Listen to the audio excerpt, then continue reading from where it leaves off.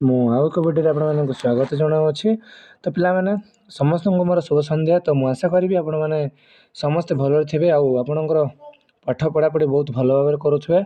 ତ ପିଲାମାନେ ମୁଁ ଆଜି ଆପଣଙ୍କ କ୍ଲାସ୍ ଆଉ ଗୋଟେ କ୍ଲାସ୍ କରିବା ପାଇଁ ଯାଉଅଛି। ତ ତେଣୁକରି ଭିଡ଼ିଓଟି ଶେଷ ଯାଏଁ ଦେଖିବା ପାଇଁ ଚେଷ୍ଟା କରନ୍ତୁ। ତ ଆଉ ଗୋଟେ କଥା ପିଲାମାନେ, ତ ମୁଁ ଦେଖିଲି ଆପଣମାନେ ସେ ଭିଡ଼ିଓ ଭଲ ଭାବରେ ଦେଖିନାହାନ୍ତି, ଯାହାକି ଅର୍ଥଶାସ୍ତ୍ରର ପରିସର କ'ଣ ତାହା ଆପଣମାନେ ବୁଝିପାରିନଥିବେ। ତ ତେଣୁକରି ଆପଣମାନେ ପ୍ରଥମେ ସେ ଭିଡ଼ିଓ ଦେଖିଦିଅନ୍ତୁ, ତାପରେ ଆସିକି ଏ ଭିଡ଼ିଓ ଦେଖିବ ପିଲାମାନେ। ତ ଚାଲ ଆଜି ଆମେ ଇକୋନୋମିକ୍ସ ବହିର ପ୍ରଥମ ଚାପ୍ଟର, ଯାହାର ନାଁ କି ଅର୍ଥଶାସ୍ତ୍ର। ତ ସେଇ ଅର୍ଥଶାସ୍ତ୍ରର ଆମେ ଆଜି ଅର୍ଥଶାସ୍ତ୍ରର ବିଷୟବସ୍ତୁ କ'ଣ ତାହା ଆମେ ଜାଣିବା ପିଲାମାନେ, ଯାହାକି ଆପଣଙ୍କୁ ବୋର୍ଡ଼ ଏକ୍ଜାମ୍ରେ ବହୁତ ଇମ୍ପୋର୍ଟାଣ୍ଟ ଅଛି। ତ ଏଇ ବର୍ଷ ଏଇ କୋଶ୍ଚିନ୍ ସିଓର ଦେଖିବା ପାଇଁ ପାଇପାରିବ ଏବଂ ଯଦି ଆପଣ ଯଦି ବୁଝିପାରୁନାହାନ୍ତି ତାହେଲେ ଆପଣ ମଧ୍ୟ ଲେଖି ମଧ୍ୟ ପାରିବେ ନାହିଁ। ତ ତେଣୁକରି ମୁଁ ଆପଣଙ୍କୁ ଅନୁରୋଧ କରିବି ଯେ ଭିଡ଼ିଓଟି ଶେଷ ଯାଏଁ ଦେଖିବା ପାଇଁ।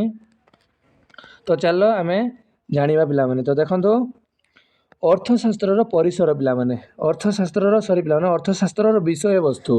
ଅର୍ଥଶାସ୍ତ୍ରର ବିଷୟବସ୍ତୁ ମାନେ ନା ପିଲାମାନେ ଦେଖନ୍ତୁ, ମଣିଷର ଅଭାବ ସମସ୍ତ କାର୍ଯ୍ୟକଳାପର ମୂଳବିନ୍ଦୁ। ବୁଝିପାରିଲ ତ ମଣିଷର ଅଭାବ ହେଉଛି ତା'ର କାର୍ଯ୍ୟକଳାପର ମୂଳବିନ୍ଦୁ ପିଲାମାନେ। ତ ଅଭାବ ପୂରଣ ହେଲେ ହିଁ ମଣିଷ ବଞ୍ଚିପାରିବ। ବୁଝିପାରିଲ, ଜଣେ ମଣିଷକୁ ତା'ର ଖାଦ୍ୟ, ମୁଁ କହିଲେ ଉଦାହରଣ ନେଉଛି ଆପଣଙ୍କୁ, ଜଣେ ମଣିଷ ତା'ର ଖାଦ୍ୟ ମାନେ ଅଭାବ ଅଛି, ଯଦି ସେ ଖାଦ୍ୟ ଯଦି ନ ଖାଇବ, ତା'ର ଅଭାବ ଯଦି ପୂରଣ ନ କରିବ ତାହେଲେ ସିଏ ବଞ୍ଚିପାରିବ ନାହିଁ ପିଲାମାନେ।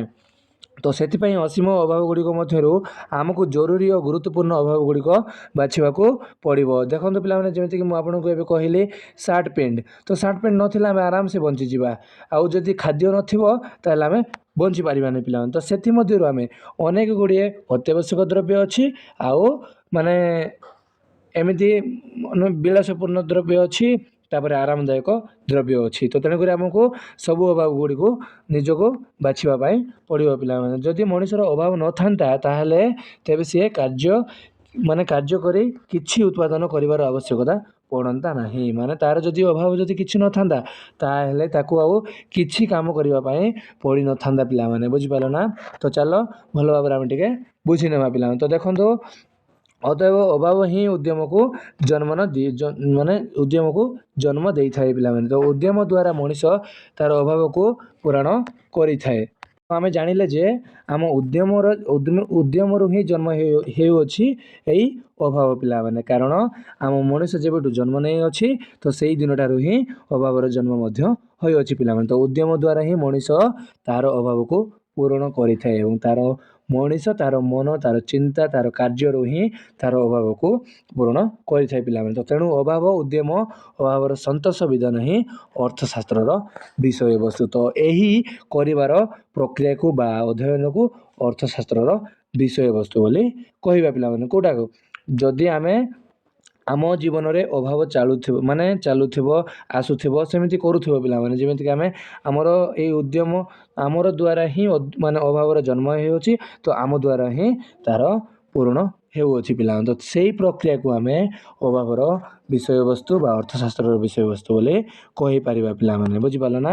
ତ ମୁଁ ଆଶା କରିବି ଆପଣମାନେ ସମସ୍ତେ ଭଲ ଭାବରେ ଶିଖିଥିବେ ପିଲାମାନେ। ତ ଚାଲ ଆଉ ଟିକେ ଭଲ ଭାବରେ ବୁଝିବା। ତ ଦେଖନ୍ତୁ, ଅର୍ଥ ବ୍ୟବସ୍ଥା କ'ଣ ବୁଝିପାରିଲ। ତ ଅର୍ଥର ତା'ର ବ୍ୟବସ୍ଥା କ'ଣ ନା ପିଲାମାନେ ଦେଖନ୍ତୁ, ମାନବୀୟ ଅଭାବ ପୂର୍ଣ୍ଣ ପାଇଁ ଦ୍ରବ୍ୟ ଓ ସେବାର ସଂଘବଦ୍ଧ ଉତ୍ପାଦନ ଓ ବଣ୍ଟନ ବ୍ୟବସ୍ଥାକୁ କୌଣସି ରାଷ୍ଟ୍ରର ବ୍ୟବସ୍ଥାକୁ କୁହାଯାଏ, ଅର୍ଥ ବ୍ୟବସ୍ଥା କୁହାଯାଏ। ଦେଖନ୍ତୁ, ମାନବର ଅଭାବ ପିଲାମାନେ, ତ ସେ ଉତ୍ପାଦନ କରୁଥିବାର ବଣ୍ଟନକୁ ସେଇ ବ୍ୟବସ୍ଥାର କୌଣସି ରାଷ୍ଟ୍ରର ଅର୍ଥ ବ୍ୟବସ୍ଥା ବୋଲି କୁହାଯାଏ ପିଲାମାନେ। ସେହିପରି ଦେଖିବାକୁ ଗଲେ ଦେଖନ୍ତୁ, ଅର୍ଥନୈତିକ ସମସ୍ୟା ମାନ କ'ଣ। ତ ଦେଖନ୍ତୁ, ସେଇ ଅର୍ଥନୈତିକର ସମସ୍ୟା ଗୁଡ଼ିକ କ'ଣ। ତ ଦେଖନ୍ତୁ, ମଣିଷର ଅଭାବ ପରିପୂର୍ଣ୍ଣ ପାଇଁ ସମ୍ବଳ ସଂଗ୍ରହ ଓ ତହିଁର ବିନିଯୋଗ ସହ ସମ୍ପର୍କିତ ସମସ୍ୟାକୁ ଅର୍ଥନୈତିକ ସମସ୍ୟା କୁହାଯାଏ। ବୁଝିପାରିଲ ପିଲାମାନେ, ଯେମିତି ମଣିଷର ଅଭାବ ପରିପୂର୍ଣ୍ଣ ମାନେ ବହୁତ ସାରା ଅସୀମ ଅଛି ପିଲାମାନେ। ତ ତେଣୁକରି ତାହାର ବିନିଯୋଗ, ବୁଝିପାରିଲ, ତା'ର ବିନିଯୋଗ ସମସ୍ୟାକୁ ଆମେ ଅର୍ଥନୀତି ସମସ୍ୟା ବୋଲି